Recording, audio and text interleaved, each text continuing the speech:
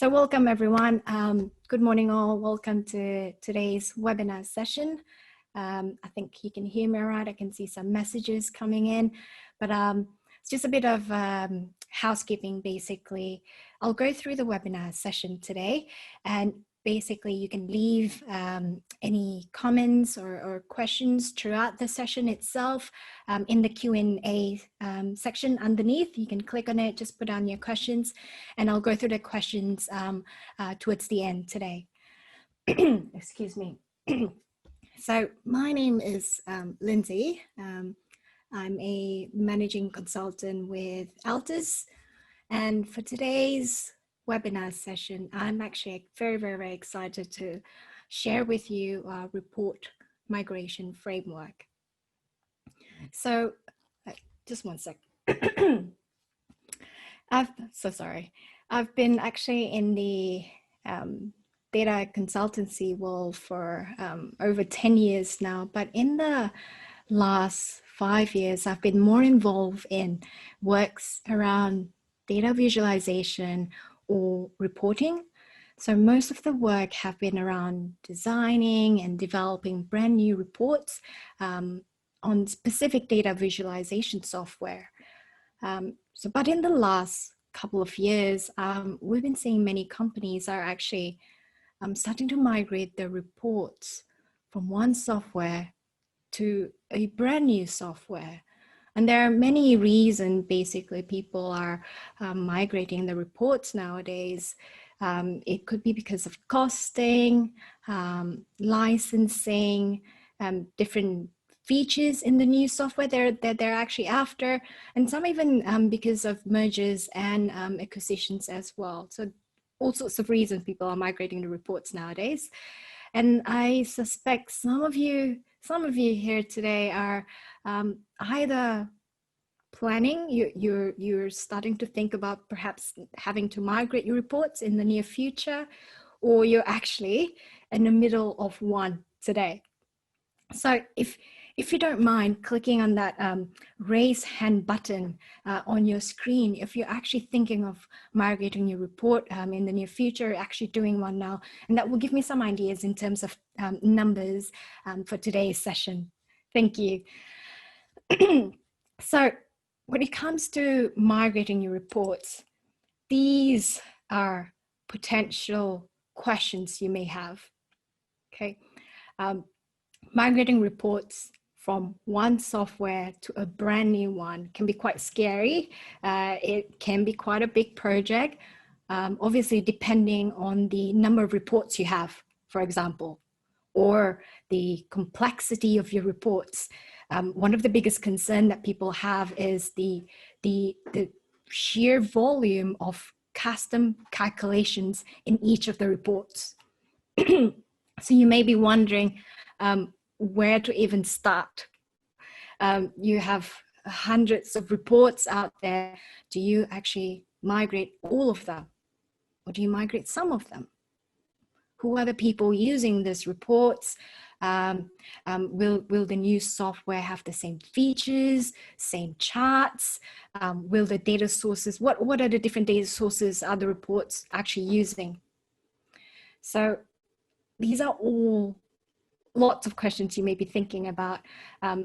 Today, I wish there is this ultimate software, a tool out there that will basically simply convert that report file from one format to the new format. For example, extension .abc to .xyz. I'll be a millionaire if I own such a software today, but we don't have such technology yet. But in saying that, guys, I have some good news. I am excited to share with you the Altis Report Migration Framework. So this framework that we came up with consists of processes, tasks, and tools that will basically guide you. So you know what you need to do. And then it supports you so that you can focus and get the work done, basically. And then and then the other thing, most importantly, is give you this this solid foundation that you need in order to that you need right from the start, so you can, effectively migrate your report from your old system to that new reporting platform, minus the headache. So I can't guarantee zero headache, but definitely less headache if you start using the framework. So the whole framework that came up with looks like this. It looks complex. It is quite a complex project, but I will unpack each of these sections into 3 major areas. Making sure I click. So the first area will be life cycle, and then I'll go through the stages of migrating reports. And then basically what needs to happen at each of these stages. So in the plan stage here, and this is quite a crucial stage. This is where you want to make sure that you start off on the right foot, basically. In the plan stage, the project team will analyze. They will analyze all of the existing reports that you have. Basically, they need to have that full picture on what is in place today, and then start to organize all the tasks that's required for the next stages. So during planning, you're actually organizing all the tasks required for all of the different stages here. For example, you need to identify your report usage, identify who are using your reports at the moment, identify, for example, who are the people getting access, how are they getting the access, and then decide who's going to do what as part of the entire project. Questions like, will you actually train your internal users to develop the new reports? Or will you actually outsource the work? So either you want to do the migration yourself, or you actually do the planning, which report you need to migrate, or do you then outsource it to someone else to do it? So the list goes on. Planning is indeed a very important stage of report migration, basically just like any other projects. The other area of planning to keep in mind is actually the business users side of thing, in particular the onboarding process. And this needs to be done as early as possible. I always think that business users needs to be, you need to get them involved early, inform them, run internal training sessions throughout the project. So we will always recommend to do it throughout the project, and not just wait towards the end, which tends to happen. We will always recommend to start doing mini sessions all the way from the beginning and throughout the migration sessions, migration project. Some additional support materials also can be introduced for business users. For example, we find that having wiki pages, as well as prepping short videos, this way they start to feel comfortable with the new platform that you're trying to introduce. These are quite effective. Videos are quite effective. Wiki pages are effective because we find that business users can actually refer to the materials at their own time, basically. Now, moving to the execute stage, excuse me, this is where the project team, be it the internal project team or the project team that's as part of the outsource part of the work, will then start proceeding with the project tasks, such as designing and creating the new report based on the plan. And then you start doing your unit testing, integration testing, and then deploy the reports when they're ready. So this stage, the execute stage here, can go through a couple of cycles. We always recommend for you to actually prioritize the reports that you need to migrate first. And then this is basically depending on the importance of the report, or the usage, or the complexity. So for example, a high importance report and low complexity. So high, it's very important, and it's low complexity will always be on top of your list to migrate first. Hope that makes sense. And then you would want to do these migration in multiple phases. So we always also recommend avoiding the big bang approach. So you do it in phases, you prioritize them depending on usage and complexity and the importance of this report. The big bang approach is fine unless you basically only have a handful of reports. So if you've got only 10 reports, 10 under 20 reports, they're quite simple, and that's fine. You can do it all in one go. That's basically acceptable. But anything more than, if it's complex and it's even, if you've got 10 reports and they're all complex, we always recommend to actually break it down into phases, be it small phases, but try to do it in phases. All right, moving on to the go live stage here. So the three main activities in this section or this stage are user acceptance testing, the switch over, or simply getting the business users to start using the new reports. And then the final activity for this stage is actually the decommission of all reports. So 3 activities: user acceptance testing, switch over, and decommissioning left towards right at the end of the project. And it's quite common. So basically we would always recommend that to do this not long after the reports are actually migrated for each phase. So you run it in phases and then for each report you've migrated, soon after, you'll leave it there for a bit, but soon after, as soon as you can, you will then start to decommission them. And the reason why we do this is that we then get to ensure that all of the business users are on board. They start getting comfortable and then confident with the new reports. And finally, we reach this support and monitor stage. This is where you start to monitor your report data refresh. You would want to monitor the report usage as well. So that's important. You want to know people are actually using those new reports. You would want to actually monitor if users are happy with the new reports, or if they're actually facing any thieving issues. If yes, a change request process can then be introduced as part of the support and monitor. Now, to help with the planning and management for each of these different phases or stages, we have the control cycle. So the control cycle, in short, is actually the map for the project.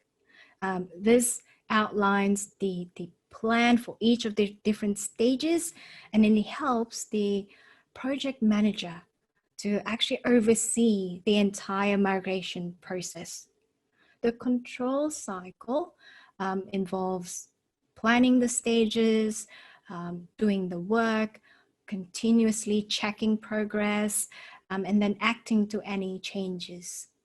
And this control cycle will then include plan documents. You can see here there are a lot of plan documents, strategies, checklists, schedules, as well as training, as well as knowledge transfer sessions. So you will want to do this as part of the control cycle. The next piece of the framework is basically the tools and templates. So these are the materials that will help you. It will support you throughout the entire migration process. And in the next few slides, I would actually highlight some of the tools and templates that we've actually worked on and that have actually greatly helped us in our own migration projects. All right, just moving on. Earlier, I did mention that one of the major tasks during planning is actually to identify report data sources. So if you've got hundreds of reports out there, you need to identify the data sources that they're connecting to. And the reason you need this is basically you need the information to start prepping your data sources in the new platform. So we come up with a tool that would actually query your existing report platform database and provide you with this data source information for each of your reports. So you get this consolidated view listing all the different data sources connections that you have, and then you use this to set it up in your new data platform. Okay, so as part of planning as well, so that's one tool. The other tool we have is, as part of planning, you want to analyze your, I mentioned a lot about this, is the report usage, your existing report usage. Reason you want to know this is if you want to identify the report that are actually being used or not, and identify the users for each of these reports. And how does this help? Is this helps to prioritize the work you're actually taking on for each of the different phases. And then you can use this information as well to prep the user access setup on the new report platform. So for this, we've developed the report usage analysis tool, which will give you usage information for all of the reports you have, plus user information as well, all available in one single report here. The next tool we have is the Compatibility Matrix. So this matrix compares the different features that you have between your reporting software, and this will give you a good estimation around the amount of adjustments that you need to include when you redesign your new reports.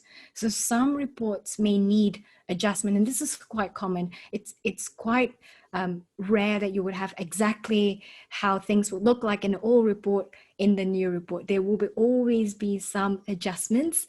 So you need to know exactly, you need to have an estimation what sort of adjustment that's required for each of the reports that you're going to be migrating.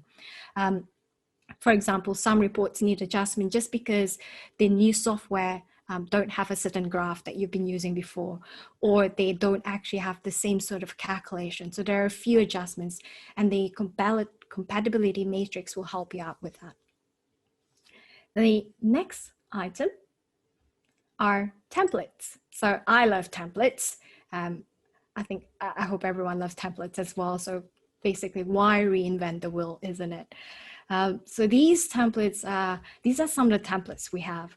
We have the migration task checklist template. We've got some test cases, sample, defect register templates, handover checklist, change request register, and many more that will help you basically hit the ground running right from the start. So be wondering, why do you need the framework? I thought for a moment, what would be like the biggest benefit? When I was prepping for this webinar, and I thought the biggest benefit from all the experience, from all the work that I've done doing report migration, the big benefit is actually quite invisible. It is simply the amount of time you potentially save. When you have access to predefined tasks and processes to guide you in each of these life cycle stages, and the tools and template as your arms and legs to support you throughout the entire project, these are the big benefit, and all of these available as part of your framework, as part of the report migration framework. So I hope you truly find this webinar useful. It's a short and sweet webinar. The migrating your reports may sound very scary, but we can definitely work with you and get you, support you and get you over the line. So if you're interested, please get in touch with us. We love to hear from you. My boss was actually even telling me for the first few people who actually get in touch with us, we'll get a special discount. So email us, call us, check out our websites. So with that, I would like to open the floor if you have any questions or comments for myself or for the wider team here that's with me today. I'll have a look at the Q&A page now. I'm not so sure how to get there, but I'll make sure I can get there. Just see if there are any questions that I can have a look at. Q&A. Okay, questions. Please put out any Q&A if you've got any questions or comments for us. Have a look at the chat as well, if there's anything here. So far it's quiet.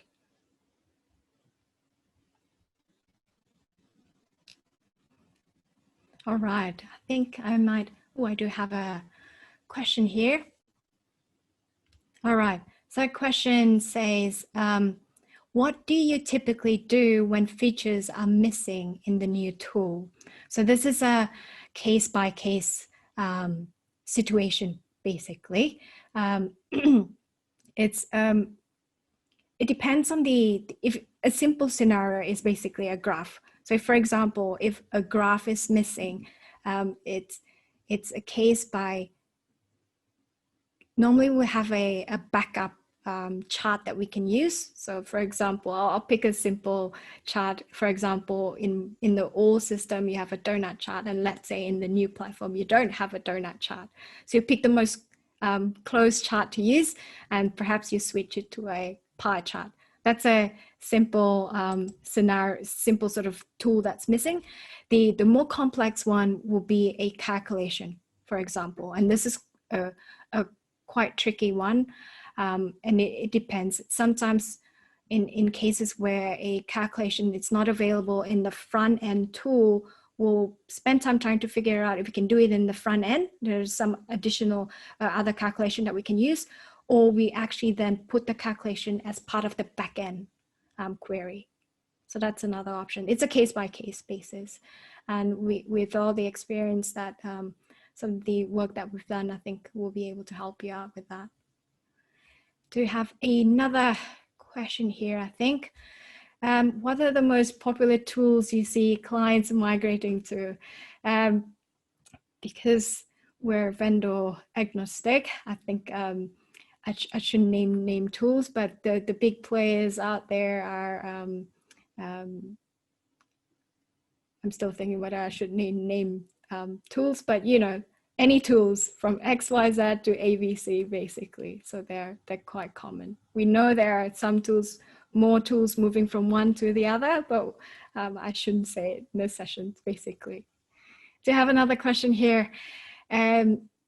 We are going to report migration, and we have a number of extracts that are pushed, and we can no longer identify the business users. How do you manage this scenario? Okay, let me just read it again. A number of extracts no longer identify the business users. All right, so if you have a data set, no longer know who's actually using this report or data source, basically, it's a matter of asking the business, and there's no easy way to do that. It's sometimes even in the database, we would, the report database, once the report is removed or the extract is lost, it's basically having to go back to the business user and trying to find out who are the people interested in the report. So maybe the answer is even that the report is no longer required. I hope that answered that question.